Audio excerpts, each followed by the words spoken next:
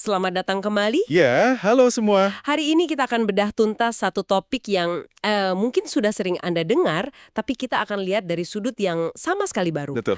Kita ada di 30 Januari 2026, dan kecerdasan buatan atau AI itu bukan lagi teknologi masa depan. Udah jadi bagian dari operasional bisnis sehari-hari. Tapi yang menarik dari tumpukan materi yang kita kumpulkan ini, ada jurang yang lebar banget. Lebar banget kan? Ada perusahaan yang cuma pakai AI dan ada yang benar-benar berubah karena AI. Dan jurang itu makin dalam.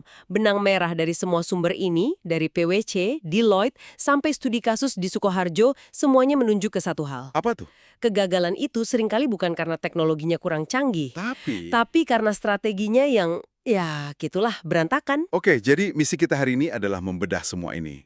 Tuh. Kita cari tahu resep rahasianya.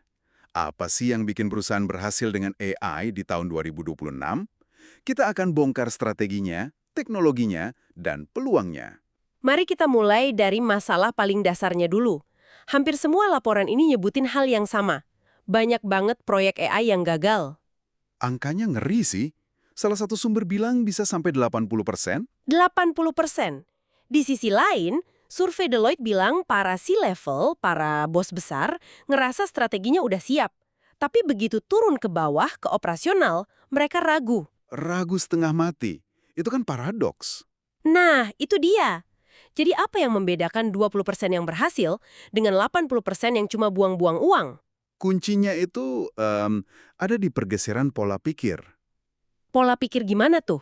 Dulu inisiatif AI itu munculnya sporadis, dari bawah ke atas atau bottom up. Oh, jadi tim IT coba bikin chatbot, tim marketing coba analisis data sendiri. Tepat, hasilnya jadi kayak pulau-pulau kecil, nggak nyambung satu sama lain. Terus yang berhasil gimana? Mereka melakukan sebaliknya. Strateginya disiplin, terpusat, dari atas ke bawah, top down. Pimpinan bilang, tahun ini kita fokus selesaikan 3 masalah ini pakai AI. Udah, itu aja. Jadi soal fokus ya, bukan coba-coba semua hal? Betul, ini bukan lagi soal eksperimen, ini soal eksekusi yang terfokus. Nah, di materi Anda, saya lihat ada kerangka dari IMD yang kayaknya merangkum ini dengan rapi banget. 3 pilar, nilai, data, dan manusia. Coba kita bedah satu-satu, mulai dari nilai. Oke, pilar nilai. Ini pertanyaan paling fundamental tapi paling sering dilewatkan. Apa itu? Masalah spesifik apa yang mau kita selesaikan? Bukan, pokoknya kita harus pakai AI biar keren. Biar kelihatan canggih gitu ya. Pasti karena churn rate atau tingkat pelanggan yang berhenti langganan itu tinggi banget. Oke, masalah bisnis yang nyata. Nah, timnya nggak langsung beli software AI mahal. Mereka bangun satu model prediktif sederhana aja Untuk apa? untuk mengidentifikasi akun-akun yang berisiko berhenti 60 hari ke depan. Wah, dan hasilnya? Mereka berhasil pangkas churn rate hingga separuhnya. Itu kan nilai yang nyata banget di laporan keuangan. Jelas. Jadi fokus ke hasil bisnis, bukan teknologinya. Oke, itu pilar nilai. Masuk akal. Sekarang pilar kedua, data. Nah, ini. Semua orang tahu sampah masuk, sampah keluar. Tapi kayaknya di 2026 ada pergeseran lain ya. Bukan lagi cuma soal punya data. Tepat sekali. Pergeserannya itu dari kepemilikan data ke akses data. Dulu kan semua lomba-lomba ngumpulin data. Iya, big data, data lake, semuanya dikumpulin. Sekarang trennya platform kolaborasi data. Gini deh bayanginnya. Ada 5 rumah sakit mau bikin AI untuk deteksi penyakit langka. Oke, Mereka nggak mungkin kan saling kirim data mentah pasien? Itu pelanggaran privasi berat. jelas nggak bisa. Terus gimana solusinya? Solusinya bukan datanya yang jalan-jalan, tapi algoritmanya yang berkunjung ke tiap rumah sakit. Maksudnya? Algoritmanya belajar di rumah sakit A, terus belajar di rumah sakit B, dan seterusnya. Datanya tetap aman di tempatnya. Setelah itu, hasil belajarnya digabung. Cerdas banget. Jadi privasi aman, tapi AI-nya jadi pintar karena belajar dari banyak sumber. Itulah pergeseran dari kepemilikan ke akses. Oke, nilai yang jelas, akses data yang pintar.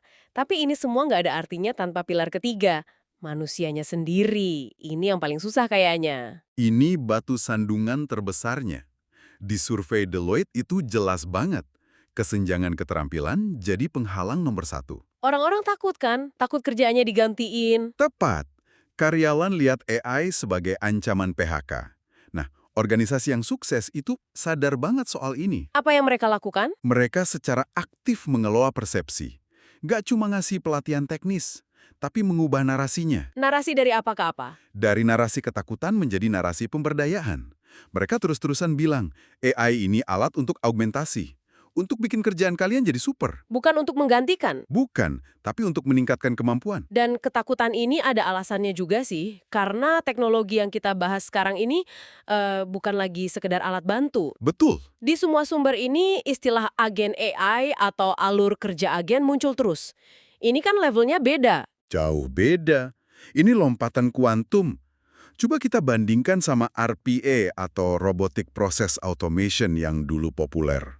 Oke, RPA itu kan robot software yang ngikutin perintah kaku ya. Tepat. Dia itu kayak robot pabrik. Perintahnya harus detail. Klik tombol A, salin teks B, tempel di kolom C. Kalau tampilan aplikasinya berubah dikit aja, dia langsung bingung. Hahaha, oke. Robot bodoh tapi patuh. Terus agen AI ini gimana? Agen AI ini lebih kayak Anda merekrut staf junior yang cerdas. Maksudnya? Anda nggak kasih dia instruksi langkah demi langkah. Anda kasih dia tujuan akhir. Contohnya? Contohnya, tolong optimalkan proses penagihan faktur kita bulan ini. Dan dia bisa? Dia bisa mikir sendiri. Dia rancang alur kerjanya, dia buka email, dia baca faktur, dia login ke sistem akuntansi. Tunggu. Dia bahkan bisa komunikasi dengan vendor kalau ada data yang salah. Beneran? Bisa. Dia bisa susun draft email klarifikasi sendiri. Semuanya otonom. Wow, itu terdengar canggih, tapi juga agak ngeri nggak sih? Gimana kita bisa percaya dia nggak bikin kesalahan fatal? Nah, itu pertanyaan bagus. Dan itu langsung ke jantung masalahnya. Tapi sebelum ke sana, biar gambaran kita sama, kita lihat contoh konkretnya dulu ya. Boleh. Di bidang keuangan, bayangin agen yang terima email faktur. Dia nggak cuma ekstrak data, dia cocokin sama pesanan pembelian di sistem. Kalau harganya beda, dia otomatis bikin draft email ke vendor. Halo, kami menemukan perbedaan harga gitu. Persis. Setelah vendor bales dan disetujui, baru dia jadwalkan pembayaran. Gila, dia bener-bener jadi asisten virtual. Kalau buat layanan pelanggan? Jauh lebih dari sekedar jawab FAQ. Misal, pelanggan maskapai mau ubah jadwal. Agen AI nggak cuma ngasih info, dia langsung nanya, Anda prefer pagi atau sore? Lalu dia langsung yang carikan. Dia langsung masuk ke sistem pemesanan, cari kursi, hitung selisih harga, terus kirim link pembayaran sama tiket barunya. Dia eksekusi bukan cuma kasih informasi. Ini benar-benar mengubah definisi otomatisasi. Betul. Contoh terakhir di rantai pasokan. Agennya mantau stok. Kalau stok menipis, dia nggak cuma kasih notifikasi, Dia langsung cari vendor. dia langsung pindai database vendor, cari alternatif berdasarkan harga dan waktu kirim, terus susun draft pesanan pembelian, kirim ke manajer. Manajernya tinggal klik setuju. Tepat, manajernya cuma perlu satu tombol itu. Oke, gambaran ini jauh lebih jelas sekarang. Ini bukan lagi alat, ini tim. Tim pekerja digital. Nah, itu istilah yang pas. Tapi balik lagi ke pertanyaan saya tadi, soal risiko. Kalau agen ini bisa bertindak sejauh itu, pengawasannya gimana? Dan itulah poin krusial yang ditekankan Deloitte, teknologinya lari kencang banget. Tapi aturannya ketinggalan. Ketinggalan jauh, kerangka tata kelola atau governance-nya itu masih kompang-camping. Dari survei mereka, cuma 1 dari 5 perusahaan yang punya model pengawasan yang matang. Wah, itu bahaya. Bahaya, ini kayak kita ngasih kunci mobil sport ke anak 17 tahun tanpa kursus nyetir yang cukup. Potensinya besar, risikonya sama besarnya. Dengan adanya pekerja digital ini, cara kita berbisnis online pasti jadi ikut berubah total, kan? Oh jelas, aturan mainnya berubah. Dari bacaan kita, ada 2 aturan baru yang paling menonjol. Cara kita ngobrol sama AI dan cara kita ditemukan oleh AI. Betul. Mari kita bahas yang pertama dulu. Kemampuan merancang perintah atau prompt engineering itu sekarang jadi kompetensi inti. Bukan lagi sekedar trik ya. Bukan. Dulu kita cuma ngetik pertanyaan biasa, sekarang ada kerangka kerjanya. Salah satu sumber nyebut konteks, prioritas, refine. Beri konteks, prioritaskan, lalu perbaiki. Tepat.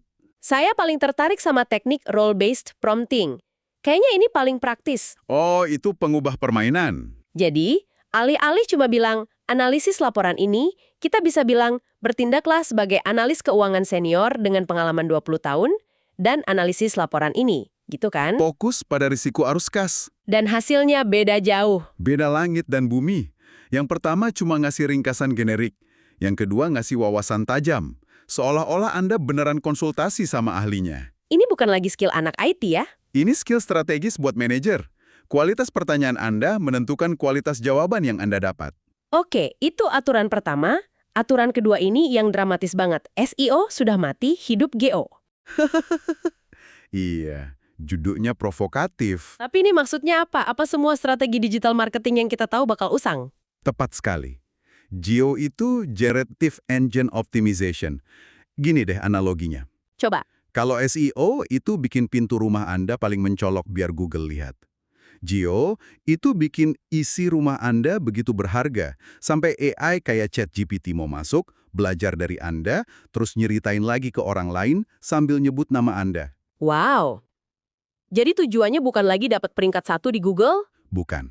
Tujuannya adalah jadi sumber rujukan utama yang dikutip sama jawaban AI.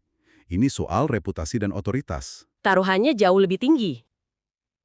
Terus gimana caranya menang di permainan GEO ini? Mesin AI generatif itu diprogram untuk cari sumber yang paling bisa dipercaya. Mereka pakai kerangka EEAT. Experience, expertise, authoritativeness, and trustworthiness. Nah, itu dia.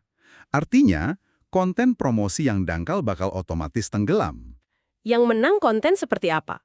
Laporan riset original, artikel dari pakar asli, studi kasus yang mendalam, sesuatu yang nunjukin keahlian beneran. Dan ada juga soal data terstruktur kan? Itu maksudnya apa secara teknis? Itu artinya kita pakai penandaan skema, kayak dari skema.org, di kode website. Ini kayak ngasih label ke informasi Anda. Oh, jadi kita bilang ke AI, ini resep masakan, ini ulasan produk gitu? Tepat. Jadi AI nggak perlu nebak-nebak konteksnya. Ini bikin konten Anda lebih mungkin buat dijadikan rujukan. Ini semua kedengarannya canggih dan jujur aja, mahal, butuh tim riset, pakar, developer. Kayak permainan buat korporasi besar aja. Nah, Gimana nasib UMKM atau pekerja lepas? Makin ketinggalan dong? justru disinilah plot twist paling menarik dari semua sumber ini, terutama yang dari Indonesia. Jawabannya, nggak sama sekali. Oh ya, Justru sebaliknya, AI ini disebut sebagai pengganda kekuatan atau force multiplier buat para pemain kecil. pengganda kekuatan. Iya, dengan modal dan staf terbatas, UMKM sekarang bisa pakai alat yang dulu cuma dimiliki korporasi. Kita punya contoh nyata soal ini dari Sukoharjo kan? Betul, ini contoh yang sangat membumi. Ada program pengabdian masyarakat dari Universitas Bina Sarana Informatika.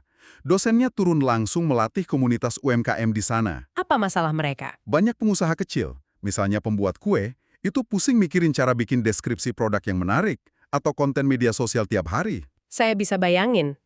Terus apa yang diajarkan? Kan anak muda. Atau berikan 10 ide konten Instagram untuk kedai kopi. Persis. Dan dampaknya langsung terasa. Waktu yang tadinya habis buat mikirin caption, sekarang bisa dipakai buat inovasi resep. Ini demokratisasi pemasaran ya? Betul sekali. Selain buat konten, sumber dari ID Star juga nyebutin beberapa ide bisnis digital baru yang muncul dari tren ini. Ini relevan banget buat pendengar kita. Betul. Dan ide-idenya sangat bisa dieksekusi. Misalnya, yang pertama, menawarkan jasa AI untuk UMKM. Jadi manajer konten AI untuk bisnis lokal gitu. Tepat.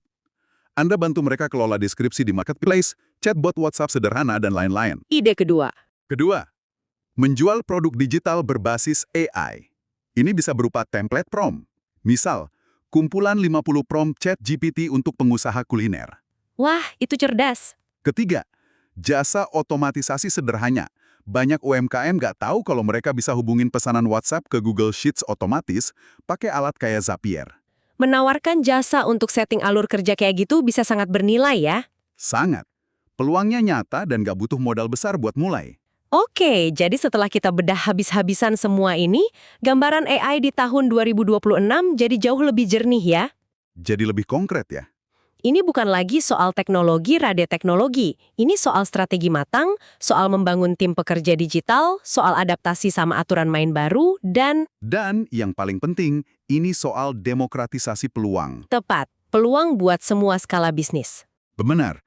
Tapi, ada satu pemikiran penutup yang cukup provokatif yang tersirat dari beberapa sumber ini.